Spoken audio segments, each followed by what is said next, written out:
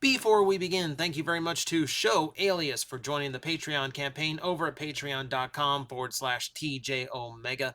Thank you guys so much for all the support over there. Genuinely keeps me doing what I am doing now, and I hope you guys have been enjoying it. And if you can't do the Patreon thing, I know prices of things suck these days. Don't worry about it. Just hit like and subscribe before you leave the video. Helps me out a lot too. And if you're so inclined, let people know what videos you like. So, something came to my attention that was of great interest to me because it pertains to my favorite episode of Transformers G1, that is Five Faces of Darkness. So, Flint Dille, one of the original creators of the show, auctioned off a lot of his old scripts and summaries of those classic episodes, and thanks to the Sunbow and Marvel Productions script/storyboard archive, as well as the people dedicated enough to buy them and scan them, we now have the access to them publicly. And that is an awesome thing for us who love our Transformers history and facts. So go check this site out if you're interested in like classic 80s and 90s cartoons. There's a lot of interesting tidbits, a lot of different shows in here to go through. And it's surprising how much gets left on the cutting room floor. So there's about 40 pages worth of this outline to go through, and it's important to note that only only the last 3 episodes of Five Faces of Darkness have these pages available. 1 and 2 are lost to time, at least for now. But I wanted to go over how many things are changed from the original intent of Five Faces of Darkness to the final production version that we got to see animated, because it is a surprising amount that is different between the two. So we start on page 1, where the difference is simple. It is the spider ship being referenced. Now, keep in mind, this is the start of episode 3, so it's the Autobots getting aboard a escape ship and leaving the planet Junkion before it explodes. So in the original version, the aerial bots come to their rescue, and they basically have a spaceship of their own where the Autobots pile in to make the getaway. In this version, it's referring to a spider ship, which sounds like the Skuxoid ship because it describes the legs, it describes the false exterior that looks more like an asteroid. Interesting to know that ship was going to survive a little bit longer, and there was no aerial bots mentioned in the summary. So it seems like they were going to be completely on their own.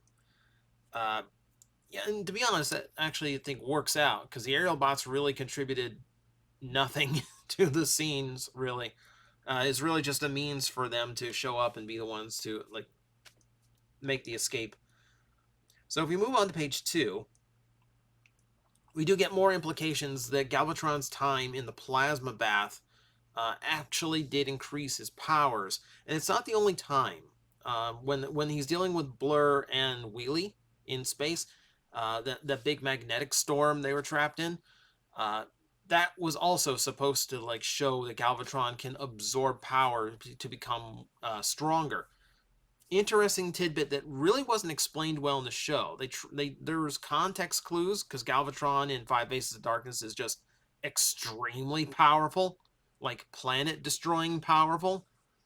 But here, it's laid out a lot more clearly. We move on to page 4.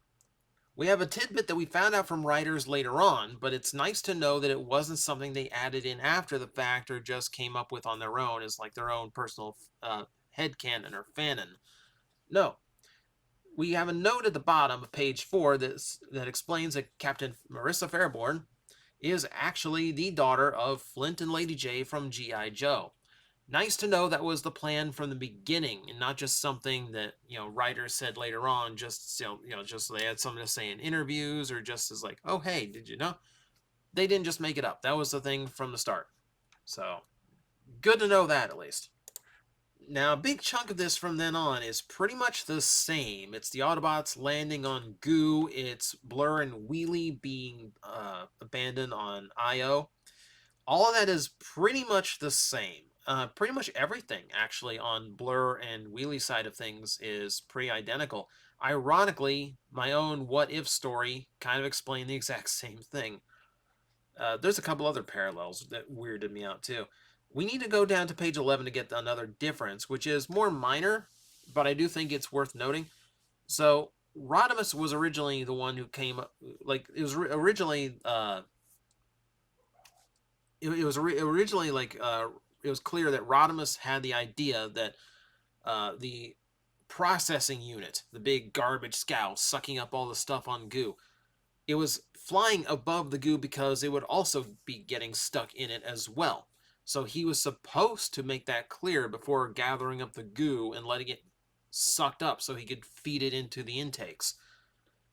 Also, at the aftermath of this, he was supposed to be far more damaged. His arm is described as a steaming, twisted girder, which just is like pretty violent for a robot cartoon show. So, interesting that they are going to go a little bit more extreme with it. The biggest change in this whole thing starts on page 12. Now, you recall my favorite Decepticon of all time is Blitzwing, and it's because of his role in Five Faces of Darkness. That wasn't originally his role. Originally, according to the original summary, it was supposed to be Shockwave, which makes a few things make sense when you think about it. Shockwave in this keeps being referred to as the old man of the Decepticons. He's an ancient robot that has been around for a long time, which I guess is their way of explaining his unique design features, like the Cyclops head. So, in this version, he actually remembers the Quintessons because he was there. He was that old.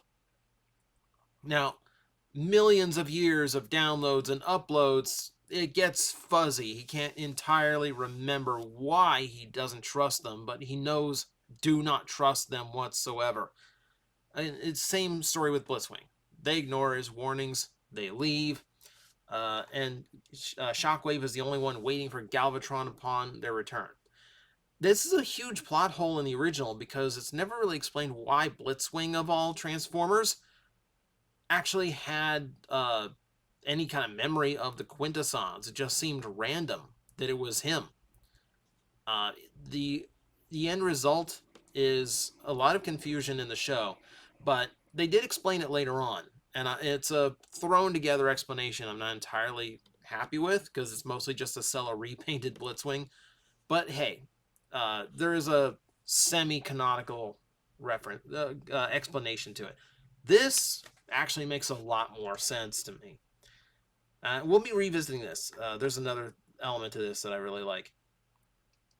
It is weird to me that Shockwave was most likely transplanted from this story because he didn't have a toy on the shelves right now, but Blitzwing did. So put Blitzwing in instead. Oh, but Blitzwing can't be on the rest of the season because we have a new toy, so replace him. So Blitzwing is in this episode and out of all the other future episodes for exactly the same reason. Sell toys. I do like that they weren't trying to sell toys with this. Shockwave was a year one toy. He would have been year one, year two. He would have been well off the shelves by the time this came out. So props to the writers for actually trying to use existing material to create backstory and explain things better. All right, we move down to page 13. Another minor difference. It's Rodimus who came up with the idea of shutting the goo off, not Cup. Which is interesting as I realize that I don't see Cup listed in this at all. And again, it seems like something that was added in most likely as a Hasbro request to make light of a new character. Originally it was Rodimus who came up with the idea, which makes him come across as smarter and better in his leadership role. I always felt like, Rodimus not having any clue that they could just shut the goo off. Came across a little bit dumb, honestly. So, yeah, I'm happy to see Rodimus was really originally supposed to be a little bit more competent with the ideas here. We go with 16. Page 16 is when Rodimus gets in touch with Wreck-Gar for a rescue. And it actually does confirm that goo is a creation of the Junkions to collect space debris. So all of that, the element collector, that's all their stuff. which makes sense why they can use the machine later on to rebuild Springer, and it also makes sense why some like giant tubes of goo exist floating in space. Perfect sense that it's Junkion stuff. All right, I have to go down to page 19 for the next difference, which is another minor one. When Galvatron starts attacking the Autobots on Goo, he starts going for the satellites holding the place together. So during that battle is when the planet starts unraveling and tangling into itself. Minor difference, very minor difference, but still worth noting. It would have been a little bit more of an exciting sequence. We go down to page 21. This is after the battle, after Goo. Galvatron is now distrustful of the Quintessons and their claim of the Decepticon matrix of leadership. In the final cartoon, they didn't really give any like real explanation why the matrix really is real or that they should be trusted. In the original version, they were meant to explain a lot of intimate history of the Decepticons, things that only Galvatron, as the current leader and former Megatron, would be privy to, like his time as Megatron, as well as previous Decepticon leaders that we had never heard of. So I think we definitely got to miss out on some really cool lore by having this scene removed. And it also would make more sense that why Galvatron believes so fiercely that he's not being deceived and that the Decepticon matrix is real. It's not just his ego. They backed it up with actual history. That's an unfortunate miss, because that would have had a little bit more meat to that story. If we go down to page 25, we're going to see that this is the flashback inside the Matrix that Rodimus goes through. Another minor difference, these changing stories, like the way that the authors of the past kept changing. The first one we saw, we were actually supposed to see his death, during the flashback, which is why someone else took over for the narration. And it seems like they're being far more brutal. There's disintegrations mentioned, and there's no mention of being recycled into gladiatorial entertainment.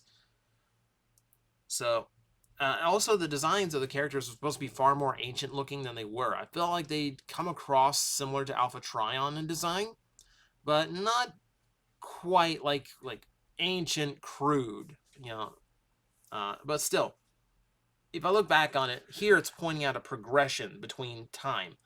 And I do think they later accomplished that. It's just, I don't know, maybe not as clear as I think as they think it was intended to be. So page 27. This is post Quintesson escape from Cybertron. They were supposed to have been explaining that many of the Autobots who wanted to explore actually did leave Cybertron, and that's how we got Transformers from different planets, and that's how we got different colonies. So things like Junkion or Paradron, where Transformers exist, they have nothing to do with Cybertron, Autobots, or Decepticons, which I think is a really cool touch. It makes sense, but also it's amusing to me because it's an idea that would later be touched on not only in Transformers Cybertron, but IDW 1.0 as well. So the idea of other Transformers colonizing other planets and then returning to Cybertron, not such a new concept. It's been around since, the third year of the series. It just wasn't explained at the time. So again, backstory that I think would have been really cool. It also, on page 27, it also confirms that what we knew for years as U-Haul Robot, that would later be identified as G1 Sentinel Prime, is canonically the very first Transformer, which again, it increases my fervor for an actual toy of that design to be made, because I love that design. And now there's like genuine history behind that. If we look at page 28, we get more Quintesson backstory. We find out that they were monitoring Transformers, that Quintessa was not a unique planet, that they hopped from planet to planet as their nature is. It also explains that they learn not to create smart robots anymore. The Sharkticons are designed to be mindlessly obedient and savage, so they are never going to have a risk of rebellion ever again. I assume the Alicons are designed the exact same way. It doesn't mention them here, though. So a little bit more backstory for our Sharkticons, and a little bit more of an intelligent choice by the Quintessons themselves. Definitely something that is that admittedly obvious, but nice knows the intent. The next difference is on page 30. The plan to get past the Autobot defenses on Cybertron is to send a decoy ship in. Originally, this was going to be full of robots, but they changed it to humans for the final script, which I guess adds more urgency, uh, because Autobots are supposed to be like much more protective of humans, etc. So and it connects to the audience better. So not a big shock to see that change going on. Down to page 32. So the original design for Trypticon indicated that he was going to be appearing in his battle station mode, rather than going straight into the T-Rex. So he was originally supposed to just look like a big like warship that they had created to storm Autobot City. Instead, they kind of gave it away by showing off the T-Rex mode first. It's supposed to be like big and epic, where like, just as the Autobots thought they had actually managed to like put some kind of counteroffensive against it, then he turns into the dinosaur. So they kind of blew that one. Speaking of, on the next page, we found out that the defense against Trypticon was actually supposed to be way bigger. There was supposed to be a lot more Autobots involved, a lot more fight, a lot more combat in vehicle modes, and the Earth Defense Force was supposed to be involved as well, which would have been a far more epic battle than we got, and would have made Trypticon look so much more powerful. He already did, because he took a million cannon blasts to the face from cannons that Autobot headquarters in the mountain never had. But, it's the last appearance of the Autobot volcano, so let's give it some credit. It went out fighting. Page 35 is where we pick up on Shockwave again. He overhears the Quintessons, as Blitzwing did. No shock there. I think what's big and surprising here in this page is to find out that the Autobots coming back from the planet Goo just now arrived on Cybertron. So instead of like magically beating the Decepticons back to the planet, this time it actually seems to flow the way it probably should have, where the Decepticons actually had beaten them there. So, what I like about this is that there is a brief spaceship battle between the Quintesson ship and the Junkion ship that the Autobots arrive on, which is interesting to me because that's what I put in my What If story. Kind of fun. Hey, my ideas are validated. Flint Dille said so. We got to scroll all the way down to get to the next portion. So yeah, it's Shockwave again taking the place of Blitzwing. This is the page where Shockwave is rejected by Galvatron when he tries to warn him, and they make a point. They make a point that that Shockwave now realizes the insanity that is Galvatron, and that they're being led by lunatics and devils, which I love the phrasing of. It makes note that he's like sick to himself, like sick of heart is the phrase they use. Keep in mind, Shockwave was deeply loyal to Megatron and his ideals, and now that he is Galvatron, he is not willing to blindly follow him just because he used to be Megatron, or following him out of fear, which is what a lot of the Decepticons do. Shockwave is plenty powerful. He doesn't fear Galvatron's power. What he fears is what the Decepticons are becoming. Keep in mind, Shockwave was under direction to protect and maintain Cybertron for 4 million years, while Megatron had left for Earth. His priority is Cybertron itself. It is not necessarily Galvatron and his desires. So him recognizing that and him being the one that would rather save all Transformers rather than follow the ravings of Galvatron makes a lot of sense. Like, this actually does feel like a proper Shockwave storyline. It's almost a shame it's also a shame my favorite had to take his place here. So in page 40 also, page 40 is going to include it wasn't just Shockwave just appearing in front of Rodimus and just going, hey, I need to talk. It was going to be saving Rodimus from a Decepticon about to attack him. Like, it literally talks about slugging this Decepticon, which is hilarious to me. So that is how Shockwave got Rodimus's trust immediately, rather than Blitzwing just kind of begging. We move on to page 40. For starters, Ultra Magnus is present in the switch room. That's a change, as well as the fact that the switch was thrown by accident. You know, instead of just standing around waiting for Galvatron to do something, everyone in the room shot him. Doesn't that make a lot more sense? So I do like that the original intent was a little bit more urgency, a little bit more rational decisions going on here. So that works perfectly. From there, yeah, the planet gets frozen. The Quintessons monologue longer about wanting to reprogram all the Transformers, return Cybertron into a factory they can profit from, and, of course, they throw in plans to conquer Earth as well, because we have to make them as villainous as possible. And then in page 42, we have a moment of suspense where it's supposed to look like the whole thing ends on the Quintessons winning. They check the switch room.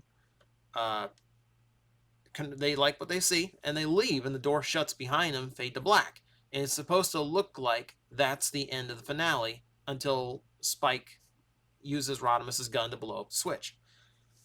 Obviously, a lot of that got truncated down, but it was supposed to be a much more suspenseful ending than what it turned out to be.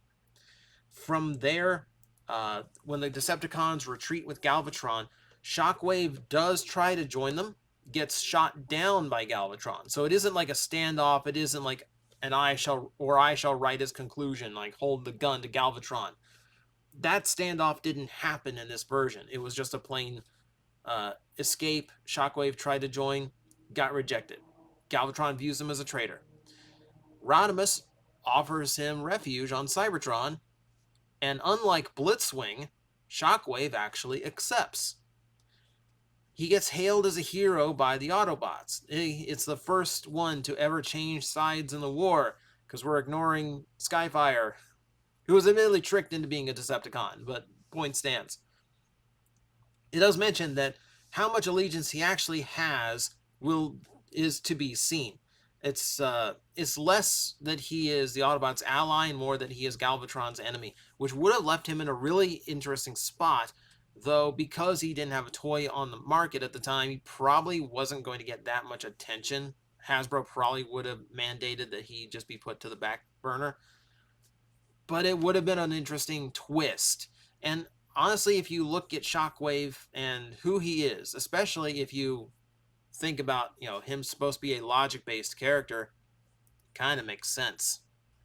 But that is all the differences I could spot in the summary of Five Faces of Darkness. It's a ton of stuff, a lot of little things, but a lot of big things. And Shockwave alone has so many ramifications and so many huge elements. It's just cool to see. So read it for yourself. I skipped over a lot of it, and they have the original scripts up, which contain even more. So that's going to do it for me. Thank you guys for watching. Hope you guys enjoyed another little history lesson here on the channel. And again, I'm going to just post it one more time. Yeah, go check out Sunbound Marvel Production Archive. Lots of cool stuff there. Lots more scripts, lots more little behind-the-scenes stuff. If you like your history, might do a little bit more. Who knows? But until then, guys, I am facing the most powerful enemy any YouTuber can face, the algorithm, and I need your help to defeat him. Hit the like button, hit the subscribe button, hit the notification bell, and leave a comment. Every time you do, we attack that algorithm and we drive it back until it can no longer defeat this channel. Thank you very much.